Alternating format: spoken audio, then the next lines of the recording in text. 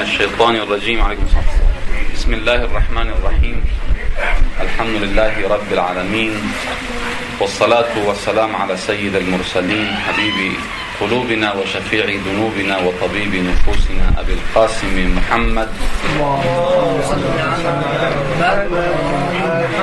وعلى أهل بيته الطيبين الطاهرين المعصومين المنتجبين، ولعنة الله على أعدائهم أجمعين من الآن إلى قيام يوم الدين. Assalamu alaikum jami'an wa rahmatullahi wa barakatuh. En el nombre de Dios, el clemente, el misericordioso, la paz de Dios sea con todos sus profetas, desde Adán hasta Muhammad salawatullah wa salamu alayhi ajma'in. Bueno, hoy coincide con el fallecimiento de Khadija, esposa del profeta salawatullah wa salamu alayhi.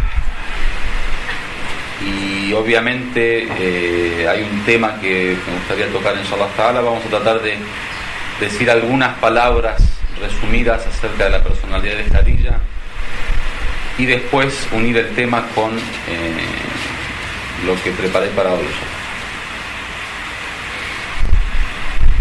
Khadija, si queremos definirla según el mismo profeta, la define que la persona que más conoció a Khadija es el mismo profeta, porque fue su esposo y convivió con ella, y obviamente durante mucho tiempo tuvo la oportunidad de tener una cercanía afectiva, emocional, convivencial y hasta espiritual. El profeta, de alguna manera, cuando quiere definir a Khadija, podríamos decir que resume a Khadija como el 50% del éxito de su misión. Cuando habla del éxito que tuvo el profeta con el Islam y el triunfo del Islam, adjudica el triunfo del Islam a dos cuestiones fundamentales. Una, la colaboración material de Khadija, y dos, la lucha y el esfuerzo de Amir al-Mu'minin Ali ibn Abi Talib. Si queremos resumir nosotros la misión del profeta, ¿cuál fue la causa del éxito? Y hoy en día se habla mucho del éxito, cuando generalmente en la administración hay muchísimos libros escritos sobre las llaves del éxito, cómo conseguir el éxito, cómo lograr el éxito. Esa llave del éxito y el cómo lograr el éxito, el profeta lo resume en dos cuestiones: la espada de Ali, o sea, el jihad de Ali, la lucha de Ali, el esfuerzo de Ali, la compañía que Amir al-Mu'minin hizo al profeta, la defensa que hizo al Islam, y el dinero de Khadija, el apoyo material que Khadija hizo. Ahora uno podría decir, bueno, sí, el dinero de Khadija suena como algo material, algo normal. Bueno, si una persona tiene dinero, impuso, es una empresa, suena a comercial.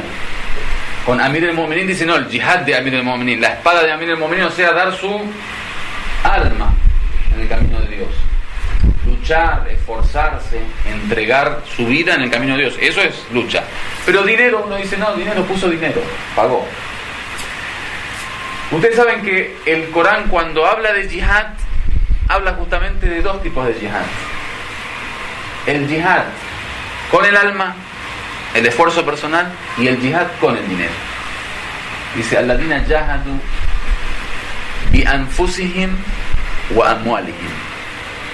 El jihad del Islam o es con el anfus, con las almas, con la misma persona, o es con el amwal, o sea, con los bienes materiales. Y el Corán habla de los dos al mismo nivel. No dice que hay uno superior y uno inferior. Digamos, el jihad del alma es el gran jihad y el jihad del dinero es el jihad más pequeño. No. De los dos habló de la misma forma. Al mismo nivel pone el jihad del alma y el jihad del dinero. ¿Por qué? Porque el dinero no es una cuestión de pagar o no pagar. El jihad del dinero es un tema que tiene que ver con una característica de la purificación del alma, y es el desapego al dunya. Una cosa es tener dinero y gastarlo en tus hijos, en la formación, en la universidad, en un auto, en una casa, en la alimentación, en un viaje, que eso sí, uno cualquiera lo puede hacer. Otra cosa es purificar tu alma de tal modo que toda tu riqueza la pongas en un camino sagrado como es el camino del profeta de Dios. Cuando decimos Jadilla aportó dinero, no es que aportó dinero para el hijo, para la universidad.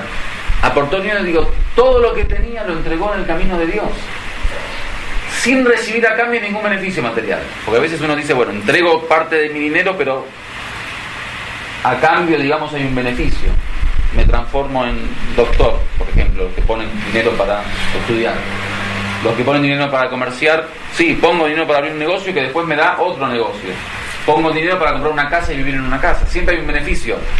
Pero el yihad con el dinero es que todo lo que tengas lo pongas en el camino de Dios sin pedir a cambio nada. Que es la tradición de los profetas. La nuridu minkum jazaan wala shukura. Esa es la regla profética con respecto al yihad.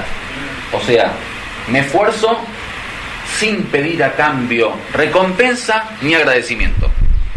Ese es el tema.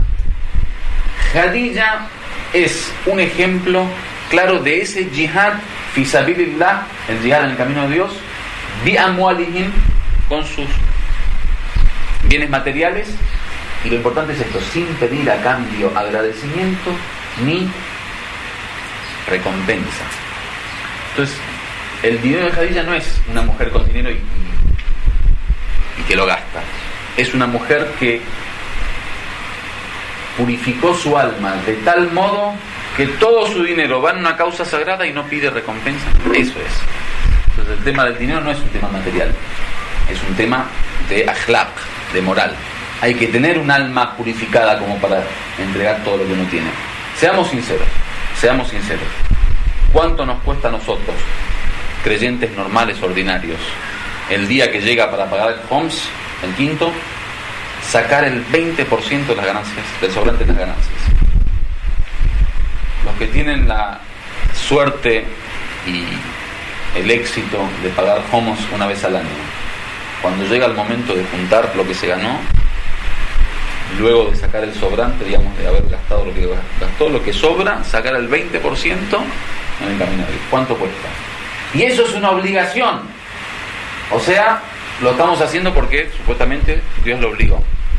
¿Qué ocurre cuando uno no el 20%, el 100% de su riqueza la da en el camino de Dios y ni siquiera por obligación? No. Entonces el 50% del éxito del Islam es adjudicado a Jadilla. Jadilla es la primera musulmana. Así como Amir al-Mu'minin Ali ibn Abi Talib es el primer musulmán, Jadilla es la primer musulmana. ¿La primer musulmana qué significa? ¿Que una persona se convirtió al Islam? Sí, es cierto. Una persona se convirtió al Islam. Está bien, muchos nos convertimos al Islam. O se convirtieron al Islam. Mucha gente se convirtió al Islam, está bien. ¿Dónde está, lo especial de ese caso? Lo especial es que sos la primer musulmana. ¿Qué significa la primer musulmana? ¿Que salió primera en la carrera? No. Significa que creer por primera vez en un mensaje que nadie creyó todavía, es un arte. O sea, una cosa es hacerte musulmán cuando tenés 1.300 millones de personas que se hicieron musulmanes o son musulmanes y aprueban de alguna manera esa creencia. No, un musulmán más, una mancha más al tigre. Otra cosa es ser la primer persona que cree en un mensaje nuevo que recién aparece y que nadie cree. Y no ser la primera musulmana que cree, sino ser la primera persona que acepta el mensaje del Islam cuando nadie lo aceptaba y todos lo trataban al profeta Muhammad de loco, de poeta, de cualquier cosa. O sea, una cosa es aceptar un mensaje cuando ese mensaje lo dice una gran personalidad con aceptación social, que es un líder social, que es una persona que todos respetan, como muchas de las religiones ahora. ¿Sí? Jesús, después de ser Jesús, ahora hacerse cristiano es seguir a Jesús, que es Jesús. Pero seguir al Islam como primer persona en el comienzo del Islam, cuando el Islam era para muchos de los quraishitas y los mequinenses una mentira, una locura, magia. Ustedes miren cómo es el tema de las pruebas divinas. Cuando el profeta no había anunciado el Islam, era conocido en Meca como ¿qué? As-Sadiq al-Amin. Era veraz y era confiable. El profeta era una persona normal, sin religión, sin islam, sin Gabriel, sin Corán, sin revelación, ¿sí? Cuando desciende Gabriel, Dios habla con el profeta, le bendice con el Corán, le bendice con la profecía, le ordena aceptar el mensaje. Después de toda esa grandeza y de esa luz y de esa baraka, de esa bendición, ¿en qué se transforma? ¿En un mentiroso? ¿En un loco? ¿En un poeta? La misma persona, ¿eh? Eso tuvo que atravesar y enfrentarlo al profeta. En esa situación de ser un mentiroso para muchos, un loco, un poeta, viene Jadilla y es como enfrentarse a la ola del universo. Como que todo el mar tira hacia acá, viene Jadilla y se enfrenta, se para frente a esa ola y dice: Muhammad es Sadiq y Amin. Eso es Jadilla. O sea, Jadilla es la postura de la resistencia frente, llamaríamos nosotros, a la invasión cultural. Hoy en día, esa situación es que toda la sociedad dice: Muhammad es un mentiroso, y vos te parás solo frente a esa ola de hombres y líderes y jefes de tribus que eran la única realidad de esa civilización, a decir: defiendo a Muhammad porque Muhammad es Sadiq y es Amin. Esa es Jadilla. Esa es Jadilla. Es una mujer que representa con esa postura la resistencia humana frente a la opresión, frente a la injusticia. Creyó en el profeta Muhammad y se islamizó. O sea, es la primera que creyó y la primera que se islamizó. La primera musulmana que creyó en Dios y en el mensaje. La primera que acompañó al profeta durante su viaje. Ustedes saben que una de las dificultades mayores es estar en contra de la corriente y ser líder de ese movimiento. El líder siempre pasa por presiones psicológicas que necesita siempre de un apoyo que esté a la altura de esa presión para poder, de alguna manera, solucionar el problema. Quien estuvo a la altura de la presión de la sociedad y a la altura del apoyo psicológico al más bello de los hombres de Dios fue Jadilla. O sea, la primera persona que se paró al lado del profeta para apoyarlo y de alguna manera proteger su imagen y acompañarlo en su camino fue Jadilla. A tal punto que antes de la profecía y antes de ser, digamos, mensajero de Dios, cuando iba a rezar y adorar a Dios en la cueva, en la famosa cueva de Hira o Hira en Meca, Jadilla 2 veces al día subía a la montaña para llevarle la comida. O sea que creía en el profeta hasta antes del Islam. O sea, apoyaba la causa del profeta hasta antes del Islam, llevándole constantemente la comida. Y esa es una montaña que ahora, si ustedes van, se puede ver. Ustedes no sé si fue, necesitas media hora, 40 minutos para subir, y es muy difícil subir, es todo rocosa, con piedras chiquitas, te rebalás. O sea, es tanto ella como el Imam Ali iban 2 veces al día. El cuarto punto, que nosotros tenemos narraciones que hablan específicamente de la importancia que tiene la elección de la mujer. Dice: Tahayyaru linutafikum fa innal irqa la dassas. El profeta dice: elijan, sepan elegir a vuestras esposas, las futuras madres de vuestros hijos, para elegir el vientre en donde tener hijos. Porque ciertamente los genes se traspasan, digamos, no sé cómo lo dicen los médicos dirán ahora. Por sí. یک روایت هست از پیامبر اکرم که میفرماید باید زن رو انتخاب بکنید چون این میشه مادر بچه ها و چون ژن ها منتقل میشن از نسل به نسل دیگه، این باید با انتخاب دقیق انجام بشه، انتخاب همسر. Entonces el profeta dice, cuando uno va a elegir una mujer, que sepa elegir, porque está eligiendo el vientre en donde los genes de esa mujer se trasladarán o se traspasarán a las próximas generaciones. Es decir, en la elección de la mujer está el secreto del triunfo en las generaciones Por eso tenemos narraciones, por ejemplo, con respecto al tema del alcohol. Si uno toma alcohol, dice, hasta 40 generaciones son afectadas por el perjuicio del alcohol de esa persona que tomó. 40 generaciones. Los médicos que vayan a investigar ahora qué significa eso. Entonces, con esa teoría que la crea el profeta, o sea, el profeta la transmite. Imaginen el profeta de Dios cuando tiene que elegir mujer, ¿a quién va a elegir?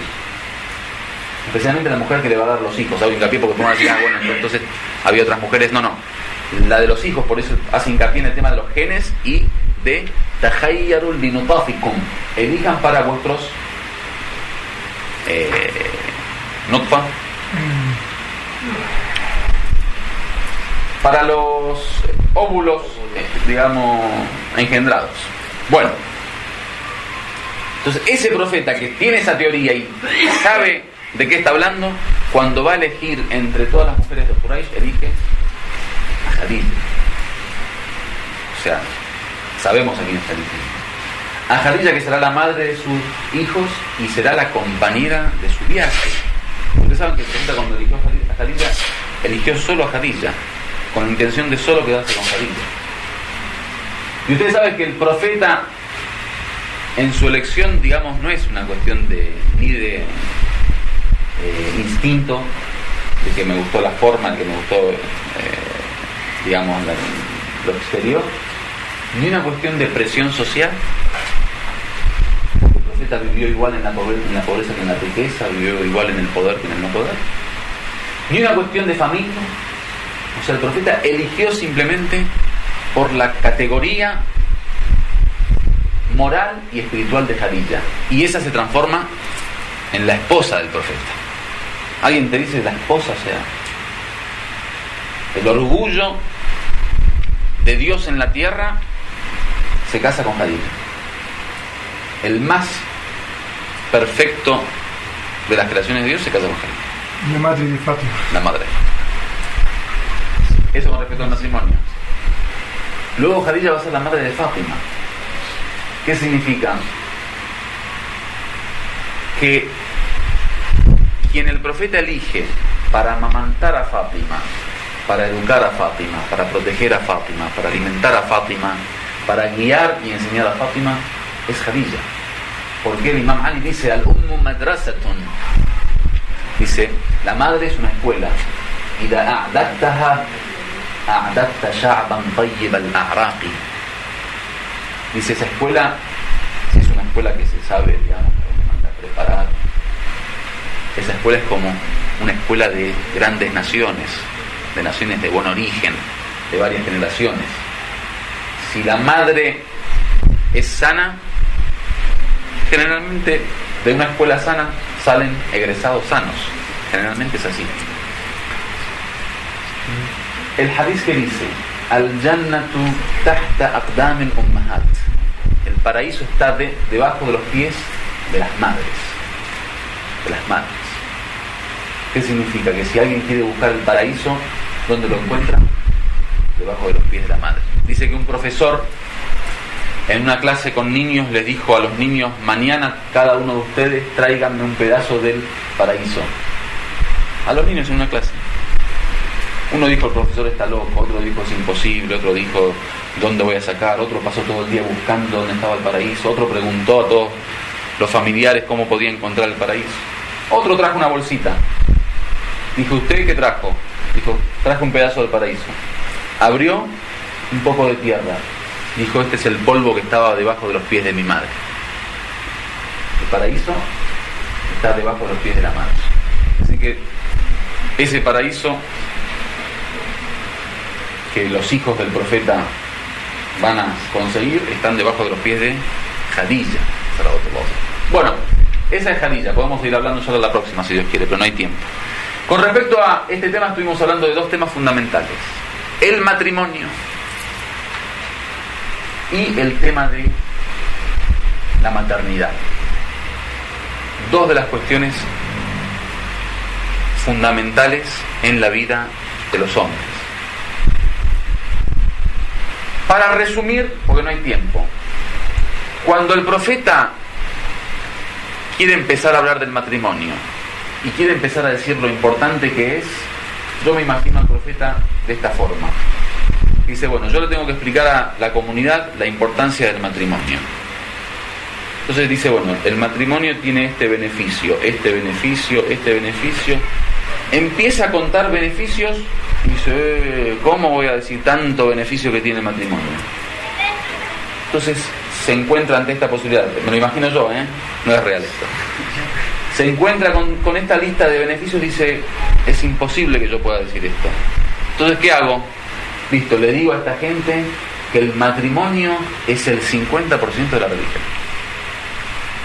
Dice el profeta, el casamiento, el matrimonio, quien se casa ha logrado cumplir con el 50% de la religión, con la mitad de la religión. ¿Hay algo más valioso que el matrimonio? Con esa teoría, O sea, es el 50% de la religión. Si uno se casa, ha cumplido con el 50% de la religión. ¿Hay algo más valioso que eso? No. O sea, con una acción vos estás cumpliendo con el 50% de los chutos, o sea. Es grosso. Entonces, quédense con esa imagen que como imagen está bien. El profeta dice, bueno, muchachos, no se cansen en contar los beneficios del matrimonio. El matrimonio, el que se casa, cumple con el 50% de la religión. Ahora los viudos y los divorciados me miran medio... Es suficiente con decir que hasta el feto que aborta la mujer, para que sepan la importancia del matrimonio, se para el día del juicio final, antes de entrar al paraíso, y dice, yo no entro si no entra mi madre y mi padre. Miren el matrimonio lo que hace. El feto se para ante Dios y dice, no entro al paraíso hasta que no entren mis padres. Matrimonio. Con ese 50% de la religión no está hablando. Por otro lado dice, el infierno está lleno de solteros. Ahí los solteros me están mirando mal ahora. O sea, hoy me gané enemigo por todos lados.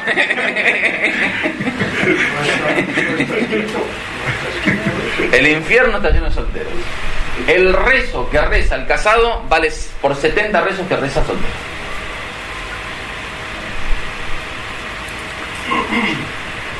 Entonces, el que busca a Dios y desea conformar a Dios, ¿para qué rezar tanto y ayunar tanto si con el matrimonio cumplimos con el 50% de la religión?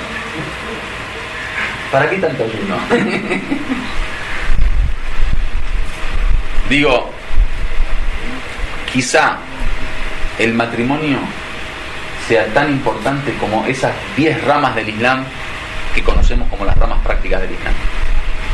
O sea, ponemos las 10 ramas del Islam y el matrimonio en la balanza.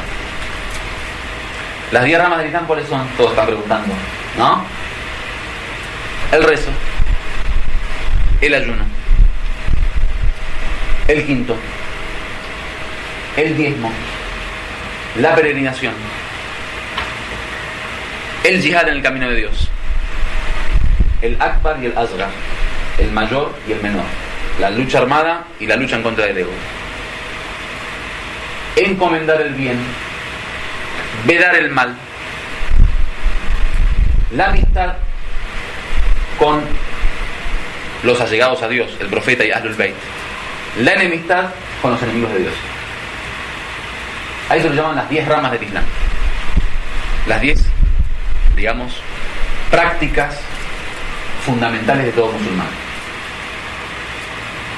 Esas 10 ramas que supuestamente hacen el corpus, eje de la Sharia islámica, al lado con el matrimonio, van a ser paraíso.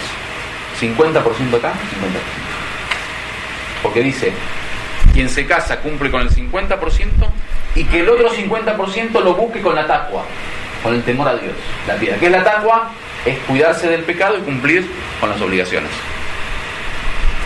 Entonces el que se cuida del pecado cumple con estas 10 obligaciones y se casa, tiene ganado el paraíso. Bueno, hasta acá estamos hablando de teoría.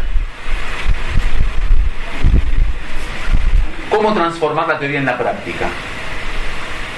Muy fácil. Cuando uno reconoce la importancia que tiene temas como el matrimonio, tiene que hacer todo su esfuerzo para poder cumplirlo. El problema no es un problema de imposibilidad.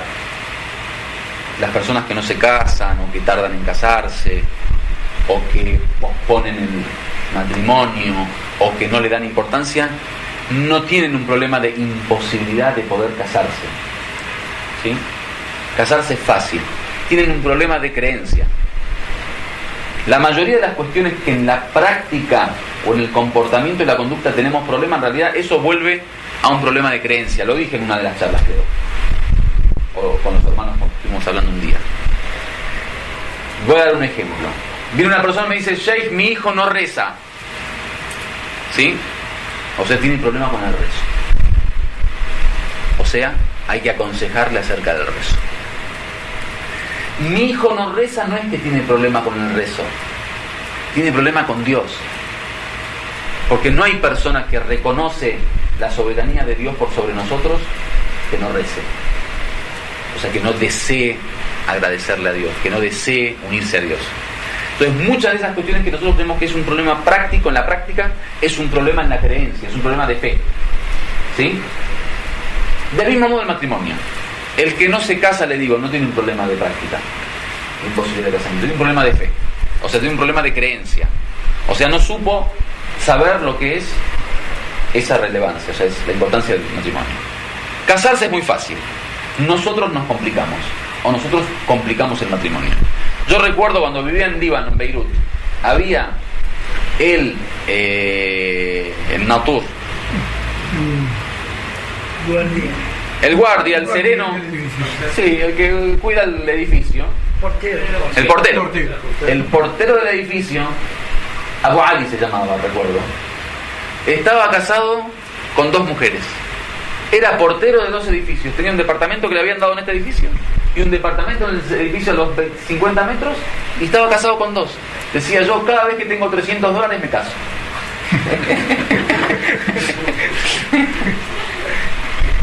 Casarse es fácil. Nosotros nos complicamos.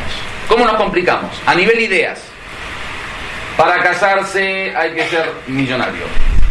Para casarse hay que tener el automóvil rojo. Para casarse hay que tener el departamento en Marbella de $300.000. Para casarse tengo que cobrar $5.000 mensuales. ¿Esa es la idea nuestra o no? Yo le puedo decir el 99% de la gente que no se casa porque tiene estas ideas erróneas. Vamos a la teoría coránica. In yakunu fuqara yughnihimullahu min fadli. Dice, si son pobres, que se casen para que Dios los enriquezca con su valor, con su favor. O sea, el Corán que dice, tenés que ser pobre y casarte para que Dios te enriquezca. Nosotros que decimos, tenés que enriquecerte para después casarte. ¿Trabajamos en contra del Corán o no a nivel teoría? Muchas de nuestras teorías son anticoránicas. El Corán dice una cosa, hacemos nosotros lo contrario. Vino una persona al profeta, le dice, profeta, soy pobre. ¿Qué le dijo? Cásate. Se casó. Vino al año. Profeta, sigo siendo pobre. Cásate de nuevo. Ahí me gané las mujeres como en mi casa. Cásate de nuevo. Al año viene, profeta, soy pobre. Cásate de nuevo. Al tercer matrimonio Dios lo enriqueció y se volvió millonario. Allahumma salli ala. Desgraciadamente nosotros, si no tenemos dinero, no nos casamos ni una vez. ¿Qué te parece casarte 3 veces? Digo la teoría coránica, la teoría del profeta. ¿Por qué? Y porque, claro, personas como el profeta no tienen nada más una visión materialista que ven los 1.000 euros que gana el español o no. Tienen frente a esos 1.000 euros a Dios que, no en la otra mitad, en un 100% se encomiendan a Él, que es el que realmente da y otorga. Entonces, el que tiene a Dios, lo otro no es un problema. Dios, no me prometiste que si me caso me das, me caso. Dios, no me prometiste que si tengo un hijo me das, dice el Corán, no maten a vuestros hijos por miedo a la pobreza. Dios les da rizq, Dios los sustenta a ellos y a ustedes. Seamos sinceros, billah alaykum, como dicen los árabes. Seamos sinceros. Cuando eras un bebé que no podías hablar, no podías caminar, no podías sostenerte, no podías vestirte, no podías comer por tu propia cuenta. Dios no te enriquecía, Dios no te hacía llegar el sustento. En la debilidad mayor del ser humano, Dios te hace llegar el sustento. Cuando sos un bebé indefenso, no te va a hacer llegar el sustento cuando sos un hombre que puede trabajar y puede luchar y puede esforzarse. El problema es un problema de teoría. Nosotros no entendimos la bendición del matrimonio, y no entendimos el sustento divino, y no entendimos. Segundo, otra de estas ideas erróneas que recorren las sociedades. Pensamos que para casarnos tenemos que tener un sustento, porque en la imaginación el casamiento es una carga y un peso como si fuera que se viene una montaña en la cabeza. O sea, nosotros solteros no necesitamos nada, con 200 euros vivimos tranquilos, pero si pensamos en casarnos, pensamos en los 2.000 y los 3.000 euros. O sea, como si fuera que el matrimonio es bajar el universo a la cabeza del pobre hombre casado. ¿Qué es el matrimonio? Perdón, disculpe, ¿qué es el matrimonio? O sea, vos joven, que podés vivir con 200 euros soltero, y vos mujer joven, que podés vivir con 200 euros soltera, ¿por qué no se casan y viven los dos con 400?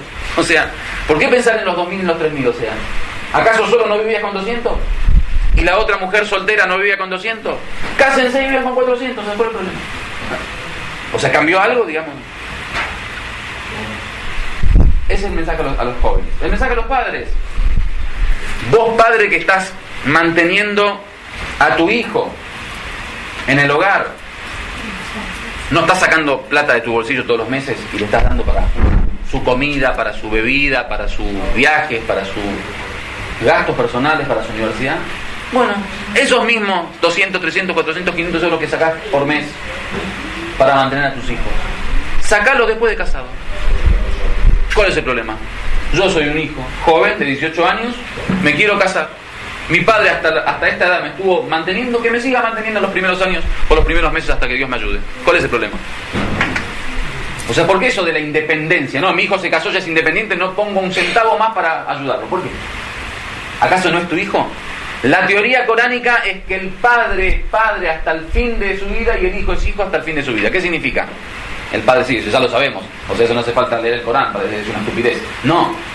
Significa que la responsabilidad del padre permanece hasta el fin de la vida del hijo, y la responsabilidad del hijo, los derechos del hijo permanecen hasta el fin de la vida de los hijos. Eso también es antiislámico, el creer que como mi hijo se casó es independiente. No, señor. Usted como padre trajo a su hijo a la vida y es responsable de mantener a su hijo hasta el día que se muere, aunque esté casado. ¿Se sabía eso? ¿Sabían eso? ¿Saben que el padre tiene responsabilidad de mantener al hijo hasta el día de su muerte si no tiene posibilidad de automantenerse? Responsabilidad del padre, usted lo trajo a la vida. Se casó, problema de él, o sea, un tema de él. Pero usted lo trajo a la vida, usted es responsable económico de él. Usted tiene que mantener a su hijo. ¿Por qué? No me caso porque no tengo para vivir. ¿Cómo no tienes para vivir? ¿Acaso hasta tu soltería tu papá no te mantenía? Sí. Bueno, que te siga manteniendo. Del mismo gasto, no estamos hablando de, bueno, entonces que papá me dé 2.000, no, el mismo gasto. ¿Cuánto ponía usted, señor, para darle comer a su hijo en su casa? 200 euros. Esos 200 euros se los pone para que coma ahora en la casa de él. El tema de facilitar la situación del matrimonio, no complicarla. Tercer punto, el tema de que la vida con el matrimonio se complica. ¿Por qué se complica? Uno podría llevar un mismo ritmo de vida estando casado que soltero exactamente igual. El joven que estudia que sigue estudiando, la joven que estudia que siga estudiando, el joven que trabaja que siga trabajando, la joven que trabaja que siga trabajando. ¿Cuál es el problema? Siguen el mismo ritmo de vida con una vida simple. En vez de vivir separados, las mismas cosas, lo mismo que tienen en su habitación, si quieren la misma cama, si quieren el mismo televisor, lo mismo, esa misma vida, la traslada a una vida en común. ¿Vos no tenés habitación en tu casa? Sí, yo tengo habitación en mi casa. Trae tu habitación a esta nueva casa, yo traigo mi habitación a esta nueva casa, vivimos juntos. O sea, esa cosa de que no, para casarse necesitas 10.000 euros porque la televisión, que la cocina, que la heladera, que la nevera, que el freezer, que la alfombra, que los muebles. ¿Por qué, señor? No. La vida es simple. Simplificar la vida. El ejemplo que yo puedo dar, obviamente, cuando yo hablo no hablo teoría, hablo de práctica. El ejemplo que yo puedo dar son los estudiantes de religión en Irán, mis compañeros. La gran mayoría de los estudiantes se casan a los 16, 17, 18 años. Totalmente normal, en el house, en el seminario. ¿Por qué un europeo que tiene sueldo, tiene seguro social, tiene casa, tiene, no se casa hasta los 30, 35, 40? Y el joven iraní, pobre, con un sueldo mínimo, estudiante de religión, sin ningún puesto social, se casa a los 16. ¿Por qué? Significa que el problema no es un problema económico, es un problema de convicción de cómo vivir. Se vive simplemente. Alquilan una casa de 80 metros cuadrados, traen un samovar, le llaman en persa, para hacer el té, una alfombra, 2 colchones y se casan. El problema es que nosotros complicamos la cuestión. No estamos simplificando a nuestros hijos el tema de casarse. Ahora vamos a la realidad. Esta realidad occidental que vivimos como europeos, como yo como argentino, ustedes como europeos, igual Argentina es Europa igual, o sea. Y lo que ocurre en Medio Oriente, por ejemplo, en el caso de Irán. Miren quién disfruta de la vida. El europeo tiene que terminar la carrera primero, o sea, hasta los 25 años ni piensa en casarse. Tiene que comenzar a trabajar para ahorrar plata, mínimo 5 años para poder ahorrar y comprar la casa o el auto o tener un mínimo, ¿sí? ¿Qué edad tiene ya? 30 años. A los 30 años recién empieza a buscar esposa. No la consigue a la vuelta de la casa. Está 2 o 3 años buscando esposa, a los 33 se casa. Bueno, muy bien. Quieren tomarse un descanso porque recién acaban de terminar la carrera, de trabajar 5 años, se toman un descanso por 3 o 4 años. A los 37, 38 tienen el primer hijo.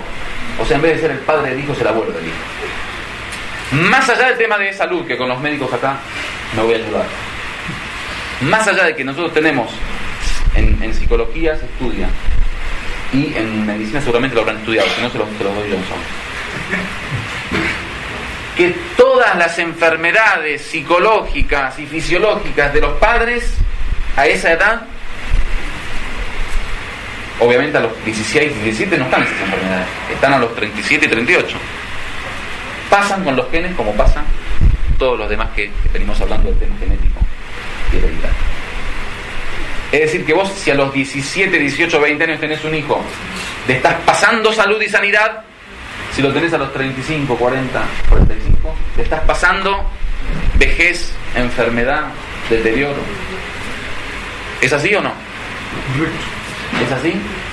Con 5 doctores que me dijeron que sí, ya está, eso lo escribo en el libro. Entonces, estás complicándole la vida ya psicológicamente, que si estás lleno de enfermedades psicológicas se las pasaste, enfermedades espirituales se las pasaste, enfermedades fisiológicas se las pasaste. Y bueno, y estamos contentos con nuestra cultura occidental, y sí, seguimos viviendo, o sea, ¿por qué? El otro está disfrutando de esa vida desde los 17, 18, 20 años, y vos terminás como un viejo cansado, y en ese estado te querés casar, o sea, casarte. ¿Casarte para qué? O sea, supuestamente, si la mitad de tu vida ya pasó, o más de la mitad de tu vida ya pasó, ¿para qué te vas a casar? O sea, los verdaderos cambios y transformaciones se deben dar en un momento donde uno dice, bueno, estoy en el comienzo del camino, hago una transformación en mi vida para disfrutar de dicha transformación y que llegue al final con... Pero si ya al último tiempo, ya antes de morir, te tienes que transformar, ¿para qué? Bueno, me gustaría seguir hablando de esto, pero no hay tiempo. La moraleja. Limpiemos esas ideas erróneas que tenemos en nuestra mentalidad antiislámica, como dijimos, del tema económico, del tema de la simpleza de la vida, del tema de colaborar a nivel familiar, que los padres se sientan responsables de colaborar con sus hijos, del tema de que los jóvenes comiencen a comprometerse de una forma seria y que sepan que a través del matrimonio están cumpliendo con el 50% de la perfección humana, que sepan que la verdadera felicidad se encuentra en el matrimonio. Fuera del matrimonio no van a encontrar felicidad. Said Fadlallah, rahmatullah alayh, decía, porque la otra que no hablé sobre el tema sexual, que en Europa obviamente como hay forma de solucionar la sexualidad del joven sin el matrimonio, que sería en nuestra cultura matrimonio temporal, inshallah que estén haciendo, los que hacen. Los que no hacen, inshallah que vayan al infierno. Decía el Sayyid Fadlallah, la diferencia entre el matrimonio temporal y el matrimonio permanente es como comer en un restaurante y comer en la casa. Cuando uno come en un restaurante, disfruta, se alimenta, se llena, se satisface, y está bien. Pero no tiene el sosiego, la paz y la tranquilidad de comer en casa. O sea, cuando vos comes en casa, comes tranquilo, mirás televisión, hablas con tu señora, te quitas la ropa, te pones cómodo, podés comer y hacer, estar atento de tus hijos. Pero comer en el restaurante es encartonarte, estar ahí nada más esperando terminar la comida, cuando se termina la comida te vas, o sea, ¿sí? El matrimonio permanente frente al temporal es como comer en casa, o sea, es el sosiego, la paz, la tranquilidad que dice litaskunu ilayha, dice el Corán, cuando habla de casarse, para que reposen en ellas. Cuando uno se casa, reposa en la mujer reposa en el hombre. Último punto, la soltería hace que el hombre, por más hombre que sea, por más mayor que sea, por más sabio que sea, por más responsable que sea, siempre sea similar a un niño. Sayyid Mutahari decía, rahmatullah alayh, el hombre soltero, por más nivel espiritual que haya alcanzado, por más sabio que sea y por mayor que sea, siempre tiene un grado de infantilidad.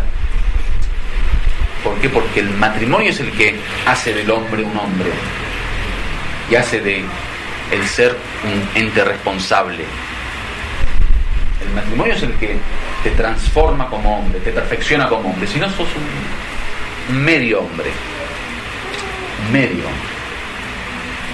Inshallah que Dios, si Dios quiere, permita poner en práctica este tipo de lecciones que nos da el profeta y el Corán. Que Dios, inshallah, abra la puerta al matrimonio a todos aquellos que están deseando casarse y que buscan con toda sinceridad un buen cónyuge.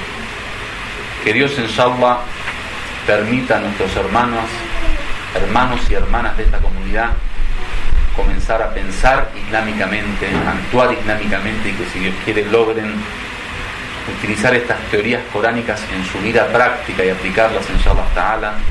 Walhamdulillahi rabbil alamin. Wassalamu alaikum jami'an wa rahmatullahi wa barakatuh.